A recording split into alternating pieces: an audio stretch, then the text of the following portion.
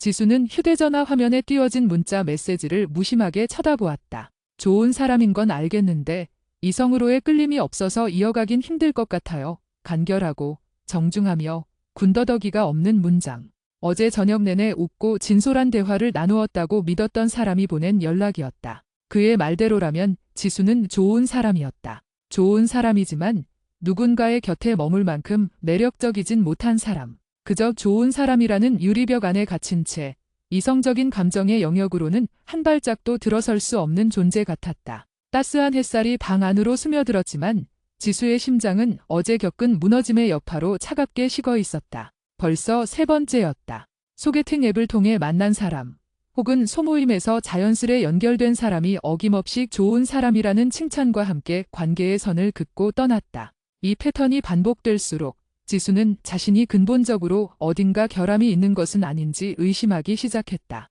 새해 전, 지수는 삶의 가장 안정적인 궤도 위를 걷고 있다고 믿었다. 오랜 연인이었던 현준과의 결혼을 앞두고 있었다. 함께 고른 혼수 목록이 거실 한쪽에 쌓여 있었고 청첩장 디자인을 놓고 함께 투닥거리던 기억이 생생했다. 그러나 그 평화는 현준의 한마디로 산산조각 났다. 지수야, 미안해. 아무래도 못하겠어?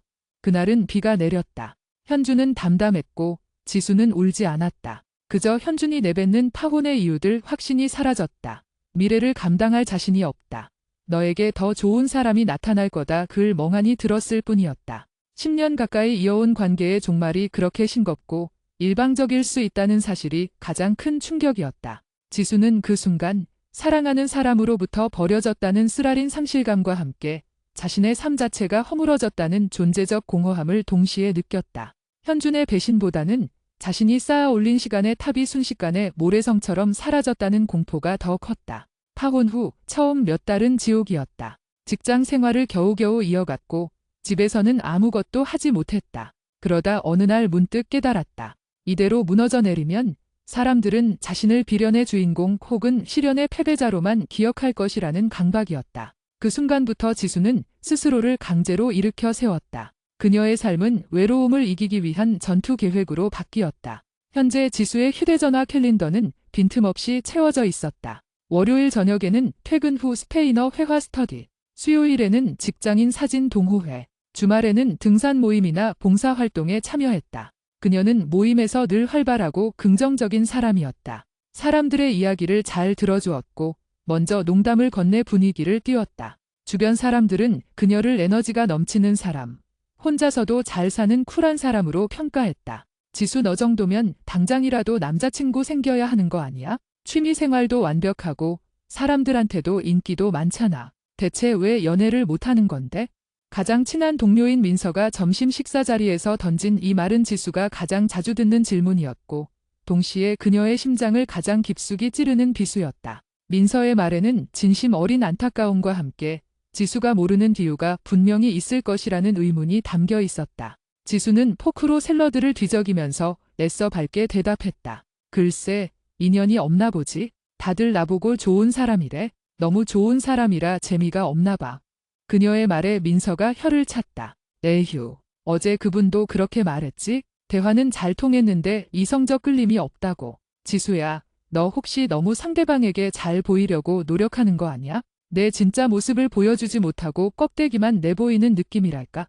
민서의 지적은 정확했다. 지수는 파혼의 충격 이후 자신은 진짜 모습을 꺼내는 것을 극도로 두려워하게 되었다. 진짜 모습이 또다시 거절당할 경우 그녀의 자존감은 완전히 바닥날 것 같았다. 그래서 모임에서 만나는 모든 이들에게 자신이 완벽하게 준비된 상처 없는 활기찬 사람이라는 인상을 주려고 필사적으로 노력했다. 대화가 끊길까 두려워 먼저 질문을 던졌고 혹시라도 분위기가 가라앉을까 봐 스스로를 희생해가며 농담을 던졌다. 그녀의 활발함은 외로움과의 싸움에서 이기기 위해 무장한 갑옷이었지 본래의 편안한 모습이 아니었다. 지수는 아픈 기억을 떠올렸다. 작년에 겪었던 로맨스 스캠 사건이었다. 소개팅 앱을 통해 만난 상대는 지수에게 쏟아지는 찬사를 보냈고 그녀가 듣고 싶어하는 모든 말을 해주었다. 현준이 떠난 후 처음으로 느껴보는 특별한 감정이었다. 그 사람은 금전적인 어려움을 호소했고 지수는 망설임 없이 자신의 비상금을 내어주었다.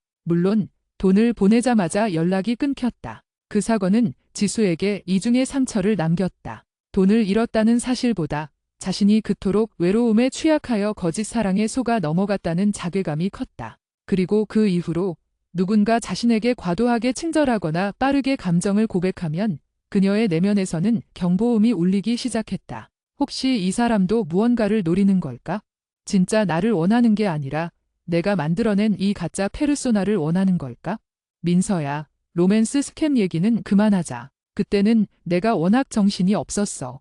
지수가 단호하게 말했다. 민서는 고개를 끄덕였지만 걱정스러운 눈빛을 거두지 못했다. 알았어. 하지만 지수야, 너 요즘 너무 무리하는 것 같아. 주말에도 쉬지 않고 돌아다니잖아. 너 외로움 때문에 사람 만나는 거, 그거 잠깐 멈추는 게 어때?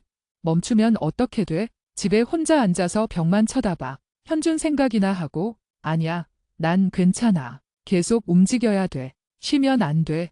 지수의 목소리에는 간절함이 섞여 있었다. 그녀에게 활동은 단순한 취미가 아니라 고독과 불안으로부터 스스로를 방어하는 생존 방식이었다. 움직이지 않으면 파혼의 쓰라린 기억과 로맨스 스캠의 굴욕적인 경험, 그리고 어제 받은 거절의 아픔이 한꺼번에 덮쳐올 것만 같았다. 그녀는 그 공허함이 자신을 집어삼키게 둘 수 없었다. 그날 저녁, 지수는 혼자 집으로 돌아와 맥주 캔을 땄다. 냉장고 문에 붙어있는 빼곡한 스케줄표를 보았다. 내일은 새로 시작하는 와인 클래스가 있었다. 새로운 사람들, 새로운 대화. 그 지수는 스스로에게 주문을 걸었다. 나는 매력적인 사람이다. 나는 괜찮은 사람이다. 어제의 거절은 그 사람의 취향 문제였을 뿐이다. 나는 무너지지 않았다.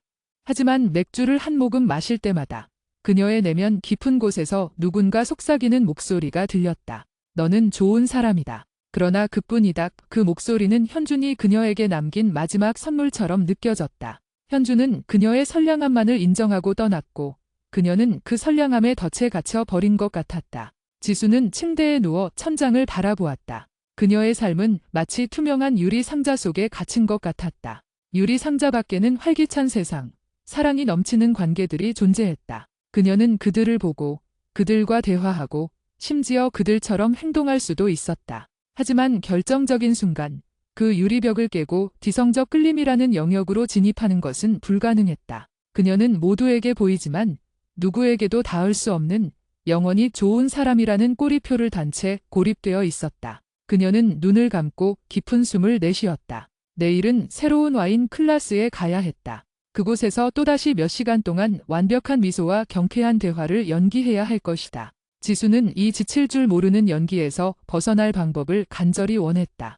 하지만 도피처를 찾는 대신 그녀는 또다시 스스로에게 채찍질을 가했다. 멈추지 마. 멈추는 순간 너는 다시 혼자 남겨질 거야. 그것이 그녀의 새해 동안의 유일한 생존 법칙이었다. 지금 이 텅 빈 공간에서 그녀는 스스로에게서조차 도망치고 싶었다. 내일 와인 클래스에서 그녀는 어떤 새로운 가면을 쓸까? 그녀는 고요히 생각했다. 어쩌면 조금 더 시크하고 조금 더 신비로운 사람처럼 보여야 할지도 모른다. 좋은 사람과는 거리가 먼 매혹적인 사람처럼. 지수는 얕은 잠에 빠져들었다. PHNE. 지수는 다음 날 아침 알람 소리보다 더 일찍 잠에서 깼다. 어젯밤의 공허함이 그녀를 짓누르고 있었지만 그녀는 습관적으로 활발한 아침 일과를 시작했다. 어둠 속에서 러닝 복장으로 갈아입고 근처 공원으로 향했다. 달리는 동안 그녀는 숨이 턱 막힐 정도로 속도를 높였다. 육체적인 피로가 정신적인 고통을 잠시나마 덮어주기를 바라면서 공원에서 집으로 돌아오는 길, 그녀는 어젯밤 민서와 나누었던 대화를 떠올렸다. 내 진짜 모습을 보여주지 못하고 껍데기만 내보이는 느낌이랄까. 그 말이 계속 귓가를 맴돌았다. 지수는 인정하기 싫었지만 민서의 말은 진실이었다. 그녀는 지금 파혼 후의 상처와 외로움을 숨기기 위해 스스로 만들어낸 외향적이고 완벽한 지수라는 캐릭터를 연기하며 살고 있었다. 출근 후 지수는 업무에 몰두하려 애썼지만 집중이 잘 되지 않았다. 점심시간이 되자 그녀는 일부러 혼자 밥을 먹었다. 사람들과의 대화 속에서 자신의 감정을 숨기기 위한 에너지를 소모하고 싶지 않았다. 스마트폰으로 저녁에 있을 와인 클래스에 대해 검색했다. 새로운 사람들을 만난다는 기대감보다는 또다시 어떤 실망스러운 결과가 자신을 기다리고 있을지에 대한 막연한 불안감이 더 컸다. 퇴근 후 와인 클래스가 열리는 장소로 향했다. 시내 중심가에 세련된 와인바 지하에 마련된 클래스 공간은 은은한 조명과 잔잔한 재즈 음악으로 가득했다. 총 10명의 참가자들이 테이블에 둘러앉아 있었다. 지수는 재빨리 사람들의 표정을 읽었다. 대부분은 낯선 사람들과의 만남에 대한 설렘과 약간의 긴장을 동시에 드러내고 있었다. 지수는 이번에는 좋은 사람의 가면을 벗기로 결심했다. 그녀는 너무 적극적으로 대화에 참여하지 않고 질문을 받으면 짧고 단호하게 대답했다. 누군가 유머를 던졌을 때도 과장된 웃음 대신 가벼운 미소만 지었다. 그녀의 목표는 별표 쌓인 쉽게 다가갈 수 없는 미스터리한 사람 별표 쌓인이 되는 것이었다. 그녀 옆자리에는 태준이라는 이름표를 단 남자가 앉아 있었다.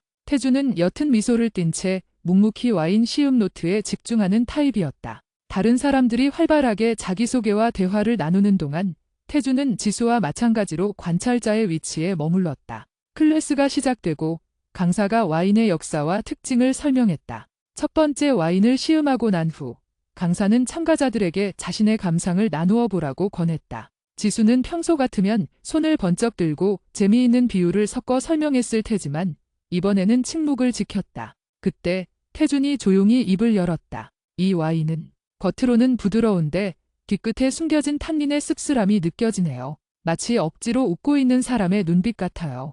지수는 그 표현에 순간적으로 얼어붙었다. 억지로 웃고 있는 사람의 눈빛. 마치 누군가 자신의 내면을 꿰뚫어 본 것처럼 느껴졌다. 지수는 태준을 쳐다봤고 태준은 그녀와 눈이 마주치자 고개를 살짝 숙여 인사했다. 쉬는 시간이 되자 태준이 먼저 지수에게 말을 걸었다. 아까 제 비유가 좀 과했죠? 와인 맛을 비련의 주인공에 비유하다니. 지수는 그의 솔직함에 예상치 못한 편안함을 느꼈다. 아니요. 전 오히려 인상적이었어요. 흔한 표현이 아니어서요. 특히 적지로 웃는 사람의 눈빛이라는 말이 와닿았어요. 태준은 옅은 미소를 지었다. 공감하시는 것 같아서요. 지수 씨도 오늘 처음에는 꽤 활발하게 대화에 참여하시던데 언제부턴가 벽을 치는 느낌이 들었어요. 그래서 왠지 모르게 저와 비슷한 고민을 안고 계신가 싶어서요. 지수는 충격을 받았다. 그녀가 의도적으로 만든 미스터리한 모습이 아니라 숨기려 했던 벽 자체가 태준에게는 읽혔다는 사실에 놀랐다. 민서와는 다른 방식으로 태준은 그녀의 가면을 건드리고 있었다. 벽이요. 지수가 되물었다. 내 소통을 원하지만 깊은 곳으로 들어오면 상처받을까 봐 미리 선을 긋는 느낌. 저도 모임에 오면 그런 경우가 많아서요. 사람들에게 제가 누구인지 설명하고 그들이 제 감정을 판단하게 두는 게 피곤해서요.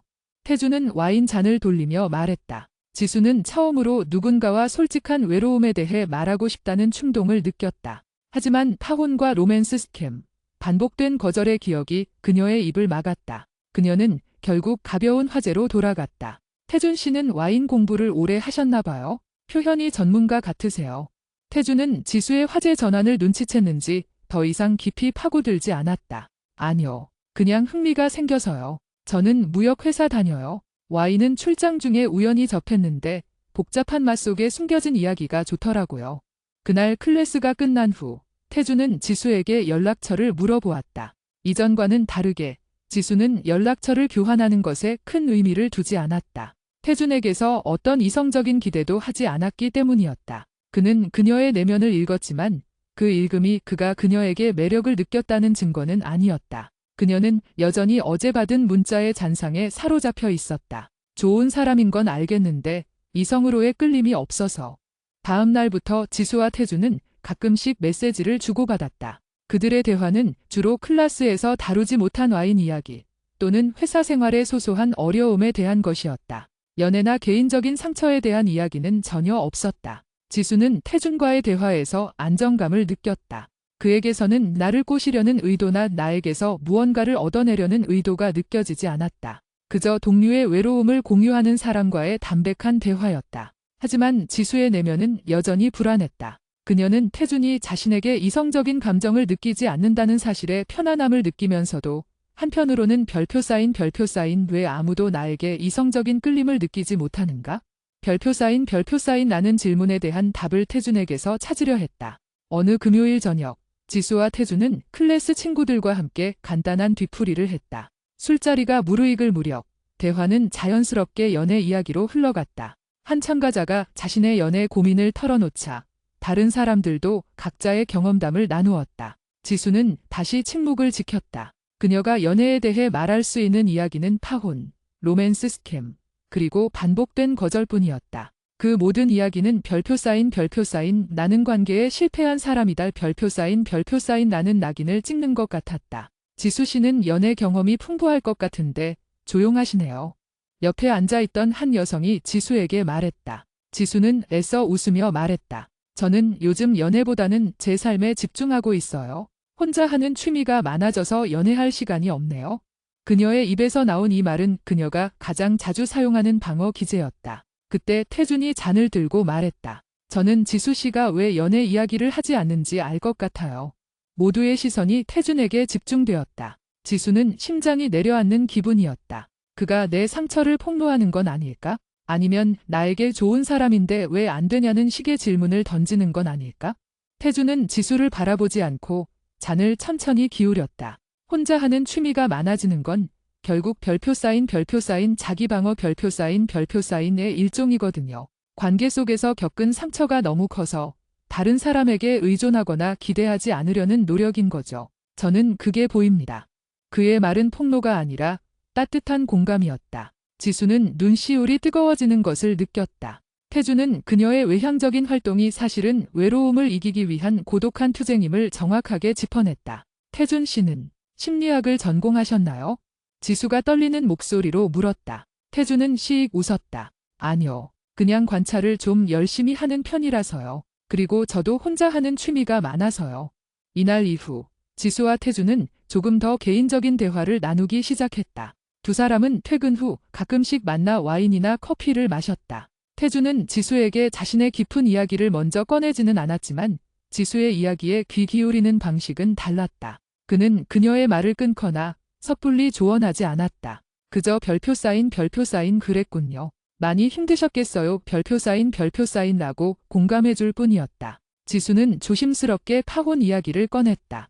현준과의 10년, 그리고 갑작스러운 이별 통보. 그녀의 목소리는 처음에는 떨렸지만 태준의 차분한 시선 속에서 점점 안정감을 찾았다. 제가 정말 힘들었던 건 제가 뭔가를 잘못했기 때문에 버려졌다는 느낌 때문이었어요. 제가 더 완벽하고 더 사랑스럽고 더 좋은 사람이었다면 그가 떠나지 않았을 텐데. 지수는 눈물을 글썽이며 말했다. 태준은 잠시 생각하더니 입을 열었다. 지수 씨는 현준 씨를 별표 쌓인 자신을 떠난 사람 별표 쌓인으로만 기억하고 계신 것 같아요. 하지만 그가 지수 씨에게 남긴 것은 별표 쌓인 떠남 별표 쌓인 뿐만이 아닙니다. 10년 동안의 관계를 통해 현준 씨는 지수 씨에게 별표 쌓인 관계가 깨질 수도 있다 별표 쌓인는 불안감을 심어줬어요. 그 불안감이 지금 지수 씨의 모든 연애 시도를 가로막고 있는 거예요.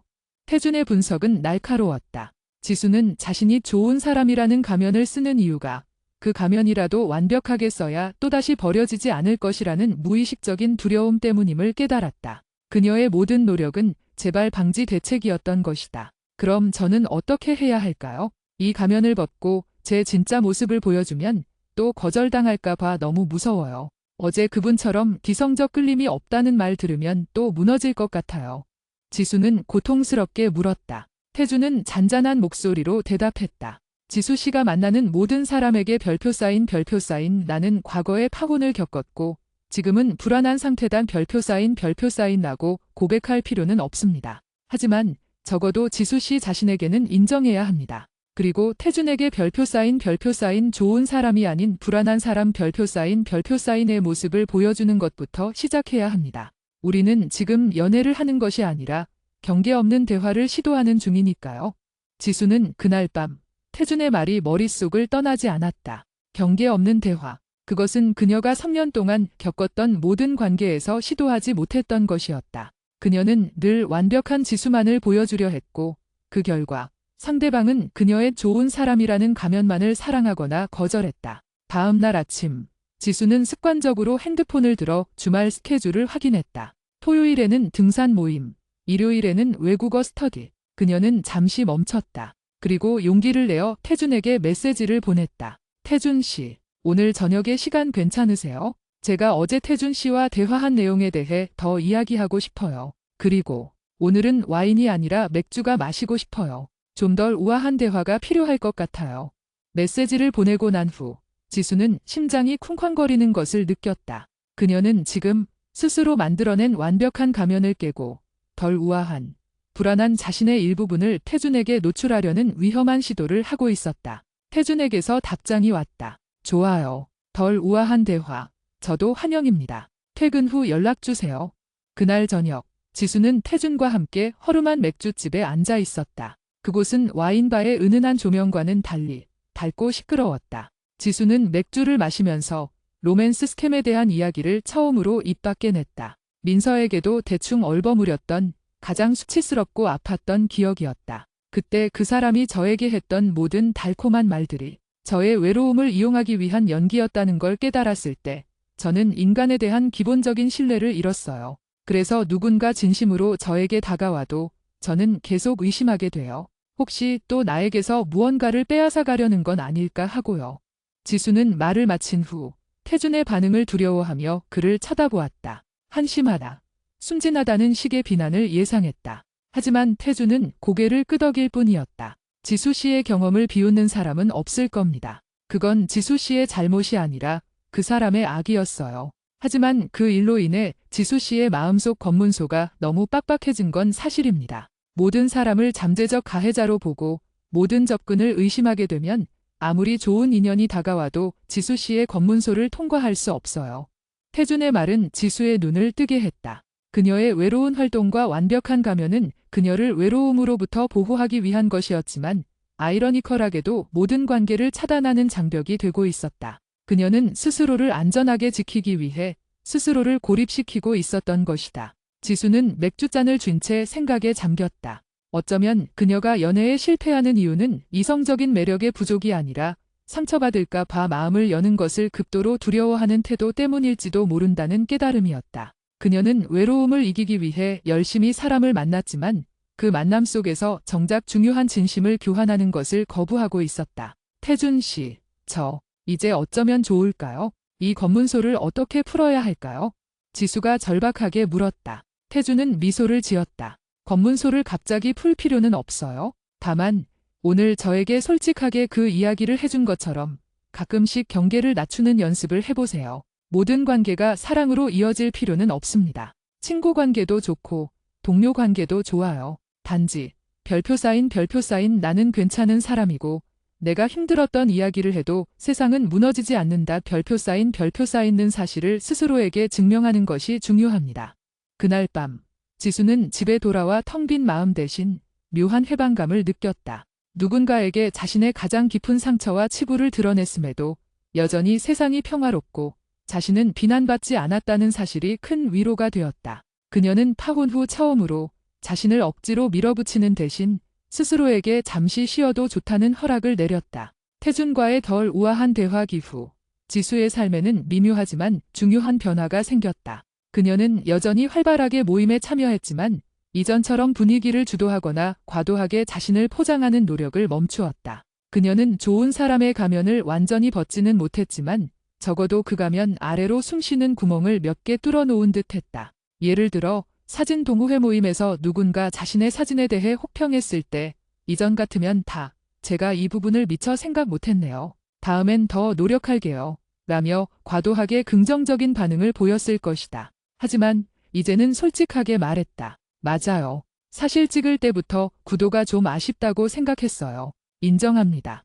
자신의 부족함을 인정해도 세상이 무너지지 않는다는 것을 실험해보는 과정이었다. 놀랍게도 사람들은 그녀의 솔직함에 더 편안하게 반응했다. 하지만 연애 전선에서의 불안감은 쉽게 사라지지 않았다. 태준과의 관계는 여전히 별표 사인 경계 없는 우정 별표 사인의 영역에 머물러 있었고 지수는 그 관계에 만족하면서도 때로는 그가 자신에게 이성적인 감정을 느끼지 않는다는 사실에 내심 씁쓸함을 느꼈다. 그녀는 무의식적으로 태준에게서 별표 사인 너는 매력적인 사람이야 별표 사인 라는 확인을 받고 싶어 했다. 그러던 어느 날 지수는 뜻밖의 연락을 받았다. 3년 전 그녀에게 파혼을 통보하고 떠났던 전 약혼자 현준이었다. 메시지는 아주 짧고 사무적이었다. 지수야, 잘 지내지? 오랜만에 연락해서 미안해. 사실 내가 꼭 알아야 할 일이 생겨서 잠시 얼굴 볼 수 있을까?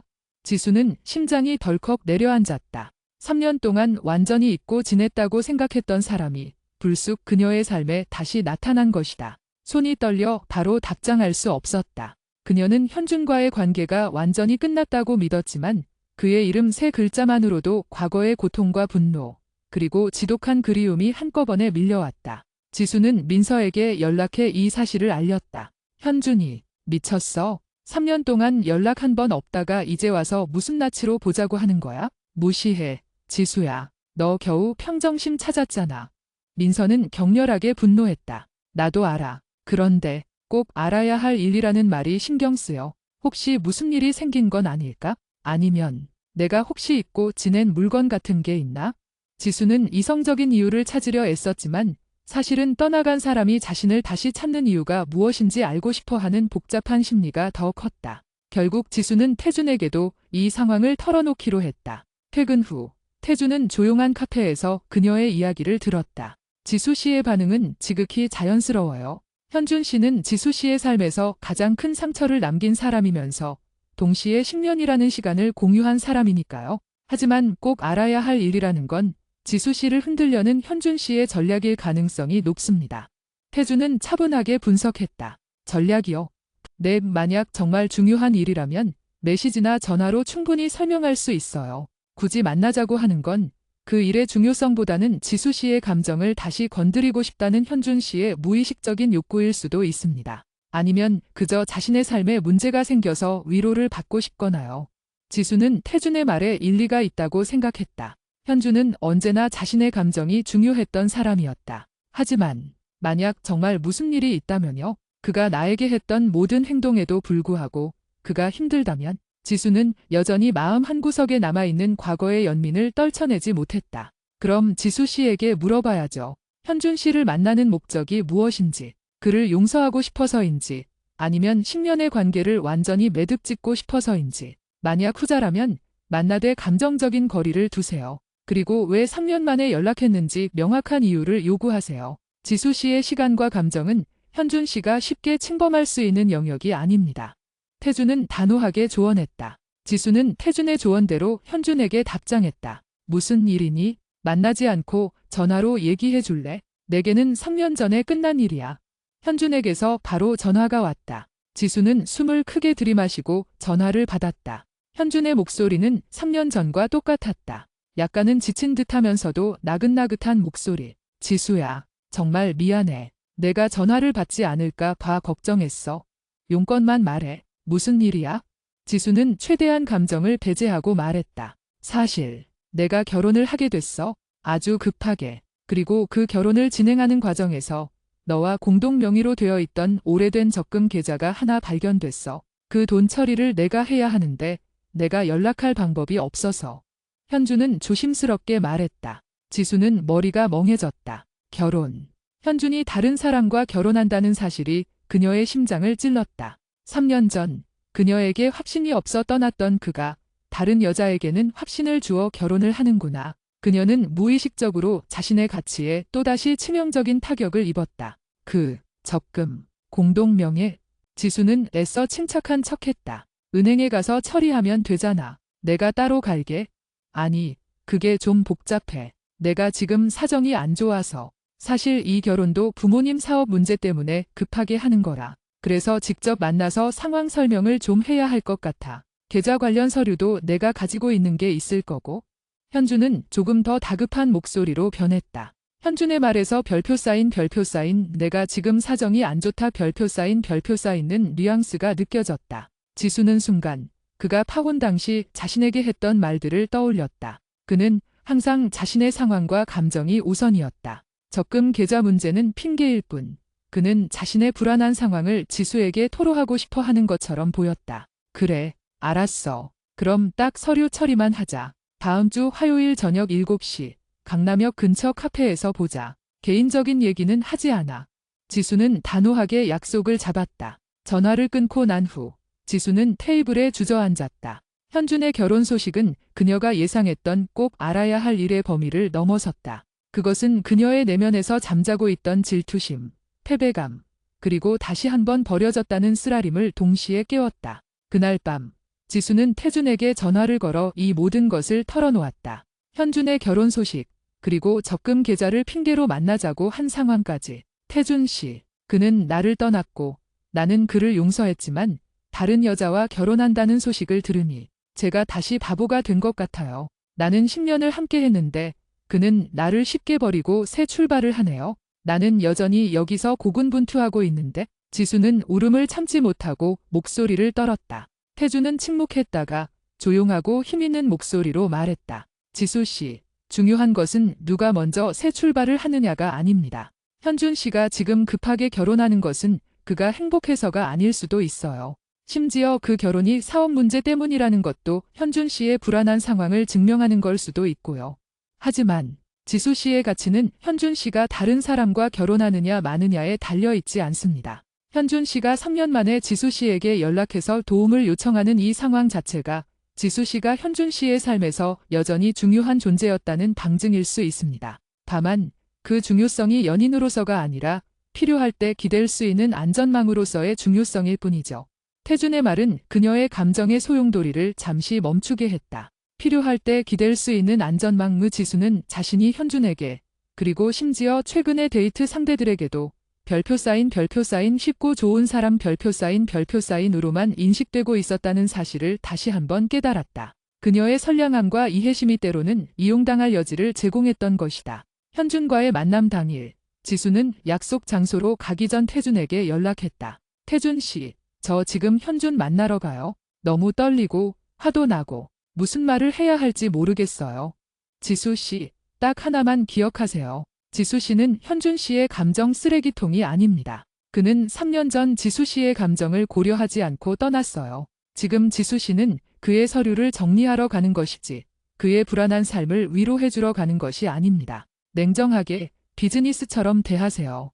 지수는 태준의 단호한 조언을 마음속에 새기고 카페로 들어섰다. 현준은 이미 와 있었다. 3년 만에 본 현준은 겉모습은 변함이 없었지만 지수는 그의 눈빛에서 알 수 없는 초조함을 읽었다. 지수야, 와줘서 고마워. 정말. 현준이 자리에서 일어나 어색하게 웃었다. 앉아. 서류부터 보자.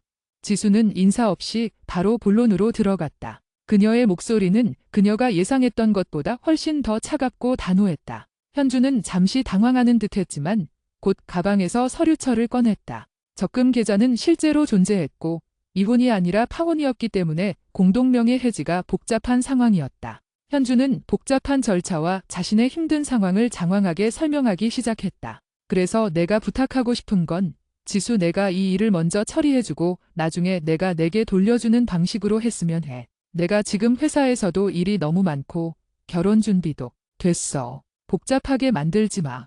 지수가 현준의 말을 잘랐다. 나는 내가 할 수 있는 부분을 바로 처리할게. 다만 내가 왜 3년 동안 이런 복잡한 문제를 내게서 떠맡아야 하는지 명확히 설명해줘. 내가 파혼을 통보하고 떠났을 때 너는 나의 시간과 감정을 고려하지 않았잖아. 지수의 직설적인 공격에 현준의 얼굴이 굳어졌다. 지수야, 너 왜 이렇게 날카로워졌니? 예전에 너는 이러지 않았잖아. 그때 내가 너에게 상처 준 거 알아. 하지만 지금은 좀 도와줄 수 없니? 예전에 나. 지수는 차분하게 반문했다. 예전에 나는 내가 언제든 버릴 수 있는 좋은 사람이었으니까. 이제 더 이상 그런 좋은 사람은 아니야. 나는 이제 내 감정과 내 시간을 존중해주는 사람에게만 친절할 거야. 이 일은 내가 시작한 일이야. 내가 책임지고 깔끔하게 마무리해. 현주는 깊은 한숨을 쉬었다. 알았어. 미안해. 내가 너무 너에게 의존하려고 했나 봐. 사실 요즘 너무 힘들어. 결혼하는 건 맞지만 내가 원하는 결혼이 아니야. 부모님 사업이 기울어서 어쩔 수 없이. 현주는 결국 자신의 불안과 불행을 지수에게 토로하기 시작했다. 그 순간 지수는 태준의 말이 완벽하게 맞았음을 깨달았다. 현주는 서류 처리가 목적이 아니라 별표 사인 자신의 고통을 이해해주고 위로해줄 대전의 지수 별표 사인가 필요했던 것이다. 그녀는 무심했던 현준의 눈빛에서 동정과 위로를 갈구하는 모습을 보았다. 현준아. 지수는 부드럽지만 단호한 목소리로 말했다. 나는 내 배우자가 아니야. 내 삶의 위로자도 아니고 내가 겪는 어려움은 안타깝지만 나에게 기대지 마. 우리 관계는 3년 전에 끝났어. 나는 내가 행복하길 바라. 하지만 내 불행을 나에게 쏟아내도 내가 짊어질 의무는 없어. 지수는 현준이 가져온 서류 중 자신이 처리해야 할 부분만 사진으로 찍고 자리에서 일어났다. 서류 처리되면 연락할게. 이제 정말 끝내자. 내 결혼 진심으로 축하해. 지수는 미련 없이 카페를 나섰다. 밖으로 나오자 그녀의 다리는 후들거렸지만 마음은 3년 만에 처음으로 단단한 해방감을 느꼈다. 그녀는 더 이상 현준의 그림자 속에 갇혀 있지 않았다. 그녀는 스스로를 방어하고 자신의 경계를 지켜냈다. 좋은 사람이 되는 대신 자신을 존중하는 사람이 된 것이다. 그녀는 곧바로 태준에게 메시지를 보냈다. 태준 씨, 저 방금 현준 만나고 왔어요. 태준 씨 말대로 저는 제 감정을 지켜냈어요. 감사합니다. 태준에게서 답장이 왔다. 지수 씨, 정말 대단하십니다. 지수 씨는 아주 용기 있는 사람입니다. 오늘은 자신을 위해 근사한 저녁을 대접하세요. 지수는 태준의 메시지를 읽고 환하게 웃었다. 현준과의 만남은 쓰라렸지만 그녀에게는 자신을 보호하고 경계를 설정하는 법을 배우는 중요한 시험대가 되었다. 그리고 그 과정에서 태준은 그녀의 가장 든든한 조력자였다. 그녀는 이제 태준과의 관계가 단순한 경계 없는 우정기상으로 발전하고 있다는 것을 부정할 수 없었다. 그녀의 마음속에서 태준은 이미 안전과 신뢰의 상징이 되어 있었다. 그러나 그녀는 아직 그 감정을 비성적인 끌림이라는 영역으로 정의하기를 두려워했다. 좋은 사람이라는 덫에 또다시 걸리고 싶지 않았기 때문이었다. 현준과의 만남 이후 지수는 내적으로 더욱 단단해졌다. 과거의 상처가 완전히 사라진 것은 아니었지만 그녀는 이제 상처를 다루는 법, 그리고 상처로부터 자신을 보호하는 법을 알게 되었다. 그녀는 현준에게서 상실했던 자신의 주도권을 되찾았다. 그녀의 삶은 더 이상 과거의 그림자에 의해 좌우되지 않았다. 하지만 여전히 외로움은 그녀의 가장 끈질긴 그림자였다. 현준과의 결별이 그녀에게 별표 쌓인 나는 충분히 매력적이지 않다 별표 쌓인 메시지를 남겼다면 최근의 거절과 로맨스 스캠은 별표 쌓인 나는 사람을 믿을 수 없다 별표 쌓인는 깊은 불신을 새겨 넣었다. 이 두 가지 트라우마는 그녀가 새로운 이성 관계를 시작하려는 순간마다 발목을 잡았다. 지수는 태준에게서 큰 위안과 신뢰를 얻었지만 태준에게서 이성적인 감정을 기대하는 것은 무의식적으로 피하고 있었다. 그녀의 논리는 이랬다. 태준은 나의 가장 약하고 불안한 모습을 모두 알고 있다. 그는 나를 친구로서, 조력자로서 이해하는 것이지 연인으로서 매력을 느끼는 것은 아닐 것이다. 그는 나에게도 좋은 사람이라는 벽을 세우고 있을 것이다. 어느 주말 오후 지수는 태준과 함께 클라스에서 배운 와인을 시음하기 위해 작은 공원을 찾았다. 둘은 돗자리에 앉아 편안하게 이야기를 나누었다. 지수 씨, 요즘 표정이 전보다 훨씬 편안해 보여요. 태준이 와인 잔을 들고 말했다. 현준과의 만남 덕분인 것 같아요. 태준 씨 조언대로 단호하게 끊어냈더니 정말 속이 시원했어요. 이제 정말 그와의 관계를 제 손으로 마무리했다는 느낌이 들어요. 지수는 활짝 웃었다. 보기 좋네요. 이제 지수 씨의 다음 단계는 경계 없는 대화를 넘어 별표 쌓인 경계 없는 감정 교류 별표 쌓인을 시도하는 겁니다. 친구 관계든 연인 관계든 진심을 보여주세요. 거절당할까 봐 두려워하는 건 이해하지만 지수 씨의 진심이 왜곡된 채 전달되는 것이 더 위험해요. 태준의 말은 연애에 대한 이야기로 자연스럽게 흘러갔다. 지수는 용기를 내어 자신의 가장 깊은 불안을 털어놓기로 했다. 태준 씨, 저는 사실 사람들이 저에게 이성적인 끌림을 느끼지 못한다는 사실이 가장 괴로워요. 파혼 후 만났던 사람들이 모두 저에게 좋은 사람이라고는 하지만 결국 선을 긋고 떠났어요. 혹시 제가 외모적으로나 매력적으로나 근본적으로 누군가의 연인이 되기에 부족한 사람인 건 아닐까요? 지수는 고개를 숙였다. 이 질문은 그녀가 3년 동안 겪은 모든 고통의 핵심이었다. 태준은 잠시 침묵했다. 그리고는 돗자리에 기대 누워있던 자세에서 몸을 일으켜 지수를 마주 보았다. 그의 눈빛은 진지했고 따뜻했다. 지수 씨, 제가 지수 씨에게 이성적인 끌림을 느끼지 못하는 사람들을 변호할 생각은 없습니다. 그들의 선택이겠죠. 하지만 저는 지수 씨가 왜 그런 거절을 겪었는지 다른 관점에서 이야기해 줄 수 있어요. 다른 관점이요? 네, 지수 씨는 무의식적으로 별표 쌓인 나는 이 관계에 투자할 준비가 안 되어 있다 별표 쌓인는 신호를 상대방에게 끊임없이 보내왔어요. 지수 씨는 외로움을 이기기 위해 열심히 사람을 만났지만 그 만남들은 전부 별표 쌓인 파혼의 상처 별표 쌓인 와 별표 쌓인 로맨스 스캠의 불신 별표 쌓인이라는 두꺼운 방탄복 안에 갇혀 있었습니다. 상대방이 다가오면 지수 씨는 재빨린 나는 좋은 사람이라는 가면을 쓰고 방탄복으로 마음을 가렸죠. 태주는 와인잔을 내려놓았다. 사람들은 무의식적으로 진심이 아닌 가면을 향해 이성적인 끌림을 느끼기 어렵습니다. 그들이 지수 씨의 별표 쌓인 완벽하게 포장된 외면 별표 쌓인을 보고 좋은 사람이라고 판단했지만 그들이 느낀 것은 별표 쌓인 감정적인 거리감 별표 쌓인이었을 겁니다. 지수 씨의 내면 깊은 곳에서 나에게는 접근 금지라는 팻말을 읽었기 때문에 그들은 끌림이 없다고 말하며 도망쳤던 것이죠. 지수는 충격과 함께 깊은 깨달음을 얻었다. 끌림의 부재는 그녀의 매력 부족이 아니라 그녀가 스스로 친 방어벽 때문이었다는 것이다. 태주는 지수의 손에 살짝 자신의 손을 얹었다. 그의 체온이 그녀에게 전해졌다. 저는 지수 씨가 솔직하게 자신의 약함을 드러냈을 때 오히려 훨씬 더 매력적이라고 느꼈어요. 현준 앞에서 단호하게 경계를 지키고 돌아섰을 때 저는 지수 씨의 내면의 강인함을 보았어요. 이 모든 것이 지수 씨의 진짜 매력입니다. 좋은 사람이라는 텅 빈 수식어가 아니라요.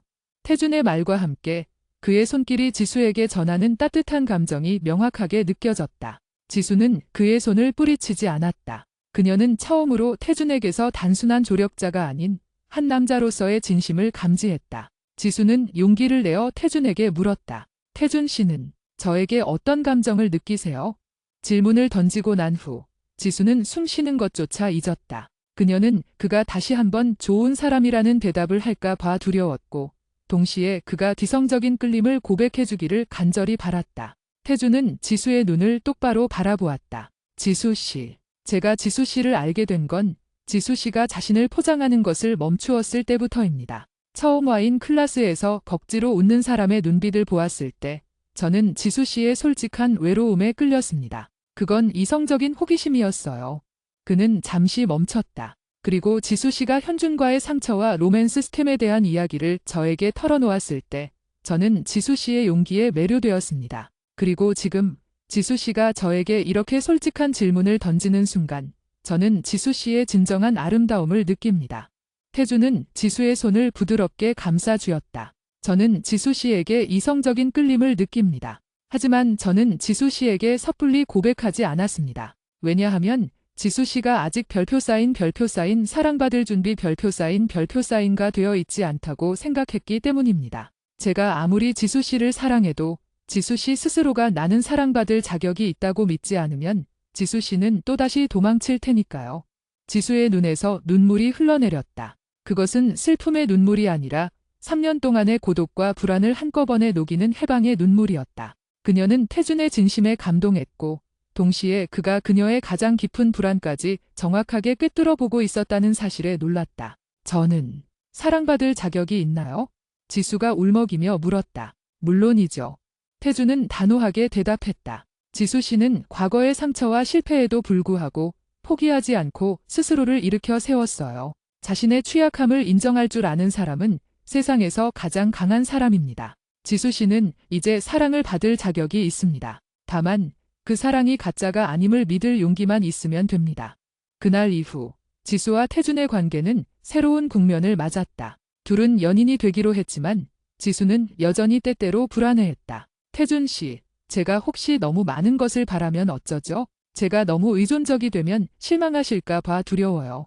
태준은 그녀의 손을 잡고 부드럽게 말했다. 지수 씨, 저는 지수 씨의 약한 부분까지 모두 사랑합니다. 완벽한 모습만을 보여주려 하지 않아도 괜찮아요. 지수 씨의 불안함은 지수 씨가 겪은 고통의 증거일 뿐 단점이 아닙니다. 저는 지수 씨의 안전망이 될 준비가 되어 있습니다. 저를 믿으세요. 지수는 태준의 품에서 비로소 안정을 찾았다. 그녀의 외로움을 이기기 위한 필사적인 활동과 모임 참석은 점차 줄어들었다. 그녀는 더 이상 외로움을 도피하기 위해 에너지를 쏟지 않고 태준과의 관계와 자신의 내면을 치유하는 데 집중했다. 하지만 시련은 끝나지 않았다. 얼마 후 지수는 직장 동료들에게서 황당한 이야기를 듣게 되었다. 파혼 후 지수가 외로움을 이기기 위해 무리하게 사람들을 만나고 다녔던 이력, 그리고 로맨스 스캠에 휘말렸던 개인적인 이야기들이 왜곡되어 소문으로 퍼져나가기 시작한 것이다. 지수 씨가 돈을 떼먹히고 엄청난 빚을 졌대. 벌레부터 남자를 너무 밝히는 스타일이었다. 파혼도 사실 지수 씨의 문란한 사생활 때문이래.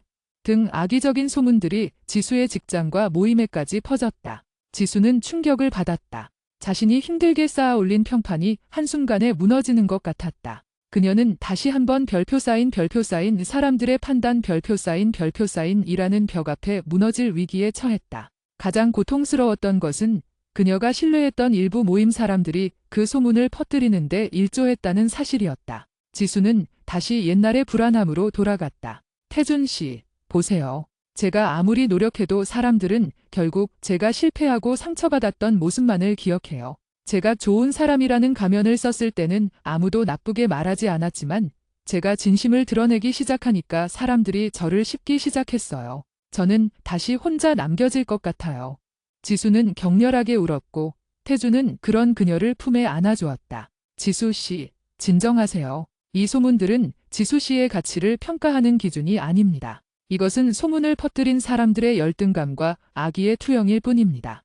하지만 태준 씨도 이 소문들을 들으면 저를 다시 보게 될까요? 제가 그렇게 부족하고 문란한 사람처럼 보일까요? 지수가 떨리는 목소리로 물었다. 태주는 지수의 눈물을 닦아주며 단호하게 말했다. 지수 씨, 저는 지수 씨가 겪은 고통의 과정을 전부 알고 있습니다. 로맨스 스캠은 지수 씨의 순수함과 외로움을 악용한 범죄이지 지수 씨의 잘못이 아닙니다. 그리고 파혼 후 외로움에 몸부림치며 열심히 모임을 다닌 것은 지수 씨의 강한 생존 의지였어요. 이 모든 소문은 가짜입니다. 저는 진짜 지수 씨를 사랑합니다. 태주는 한 발 더 나아갔다. 지수 씨, 이 문제에 대해 도망치지 마세요. 과거 같았으면 지수 씨는 모임과 직장을 그만두고 숨어버렸을 겁니다. 하지만 이제는 싸워야 합니다. 지수 씨의 진실을 지켜야 합니다.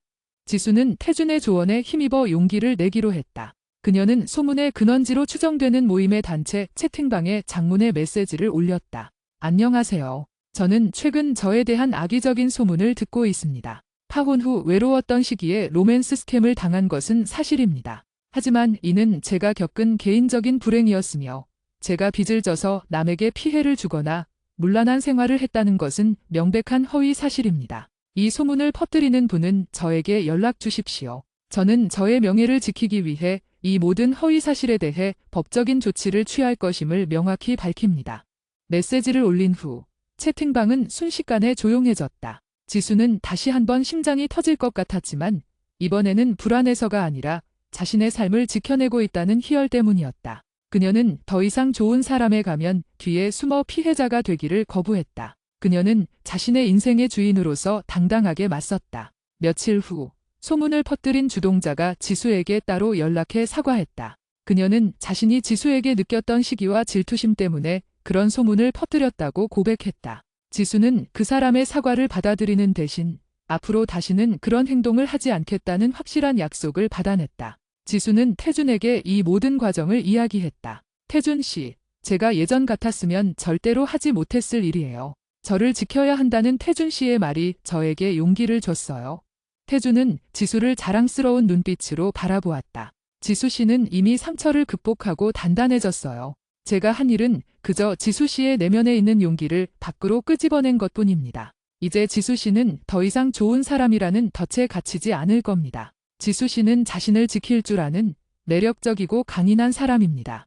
지수는 태준의 손을 잡고 행복하게 웃었다. 그녀는 이제 외로움을 이기기 위해 무리하게 움직이지 않아도 되었다. 그녀의 공허함은 태준과의 진실된 사랑으로 채워지기 시작했다. 그녀는 마침내 별표 쌓인 사랑받을 자격 별표 쌓인 이 자신에게 주어지는 것이 아니라 자신이 스스로 그 자격을 쟁취하는 것임을 깨달았다. PHNO 소문과의 정면 승부 이후 지수의 삶은 비로소 진정한 평화를 찾았다. 직장과 모임에서의 소문은 완전히 수그러들었고 그녀의 단호한 대처 방식은 오히려 주변 사람들에게 그녀의 강인함을 각인시키는 계기가 되었다. 좋은 사람으로 포장했을 때는 아무도 그녀의 진가를 보지 못했지만 상처와 진심을 드러내고 자신의 경계를 지켰을 때 사람들은 비로소 그녀를 진정한 한 인격체로 존중하기 시작했다. 태준과의 관계는 깊어질수록 지수에게 안정감과 신뢰를 주었다. 그들의 사랑은 열정적이기보다는 잔잔하고 단단했다.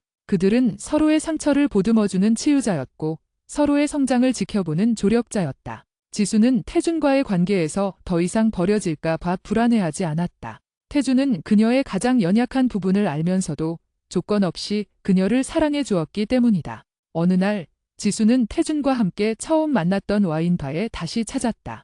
테이블 위에는 3년 전 현준과 함께 골랐던 와인 대신 그들이 처음 시음했던 와인이 놓여 있었다. 이 와인 기억나요? 제가 덕지로 웃는 사람의 눈빛 같다고 표현했던 와인. 태준이 잔을 들고 말했다. 지수는 웃으며 고개를 끄덕였다. 기억나죠? 그때 태준 씨가 제 마음을 꿰뚫어 보는 것 같아서 얼마나 놀랐는지 몰라요? 그때 저는 정말 온 힘을 다해 활발한 척, 괜찮은 척하고 있었거든요. 지금 지수 씨의 눈빛은 그때와 완전히 달라요. 그때는 유리에 갇힌 듯 불안했는데 지금은 따뜻하고 깊이가 있어요. 제가 사랑하는 눈빛입니다.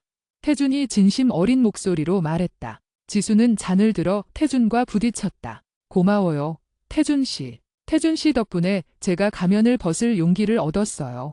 저는 늘 외로움을 이기려고 했지 외로움을 인정하려고 하지 않았어요. 태준 씨는 제 외로움까지 안아줬어요.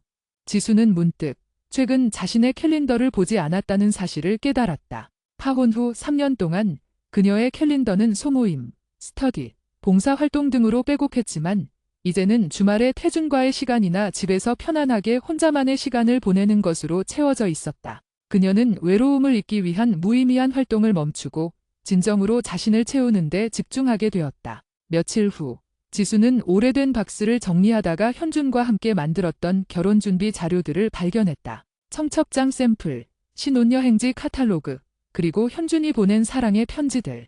지수는 그 자료들을 아무 감정 없이 찬찬히 훑어보았다. 과거에는 이 자료들이 그녀의 실패를 증명하는 증거물처럼 느껴졌지만 이제는 지나간 시간의 흔적일 뿐이었다. 그녀는 현준이 결혼을 앞두고 처리해야 했던 적금 계좌 문제도 깨끗하게 마무리했다. 그녀는 현준에게 메시지를 보내 절차가 완료되었음을 알렸다. 현준은 길게 고마움을 표하는 답장과 함께 자신의 결혼 생활이 순탄치 않다는 뉘앙스를 비쳤다. 지수는 현준의 불행에 연민을 느끼지 않았다. 그저 잘 되길 바란다는 짧은 메시지를 끝으로 그녀는 현준과의 모든 끈을 완전히 끊어냈다. 그날 저녁, 지수는 태준에게 박스 속의 결혼 자료들을 보여주었다. 이거 보니까 어때요? 제가 한때 이렇게까지 진심이었는데 결국 실패했다는 사실이. 지수가 웃으며 말했다. 태준은 그녀의 손을 잡고 부드럽게 말했다. 실패가 아니에요. 지수 씨, 이건 지수 씨가 진짜 사랑을 찾기 위한 필요한 과정이었어요.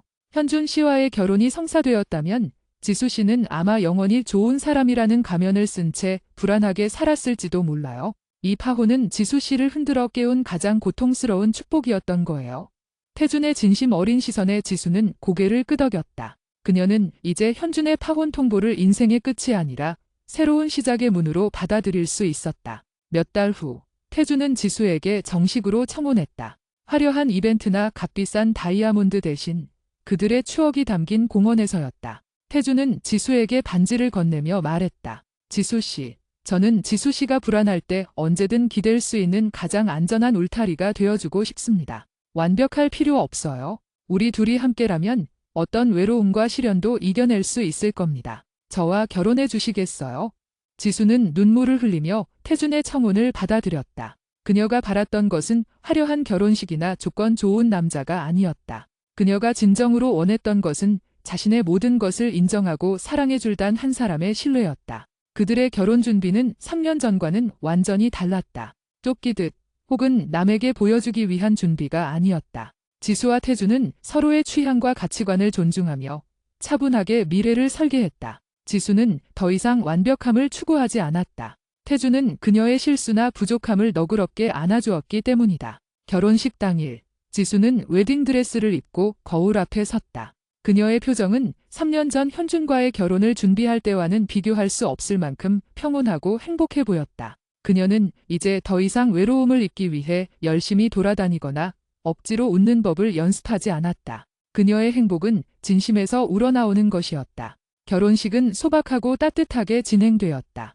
민서는 지수의 옆에서 눈물을 글썽이며 진심으로 축하해 주었다. 민서는 지수에게 속삭였다. 지수야, 너 진짜 멋지다. 결국 내가 이겼어. 내 진심이 이겼어.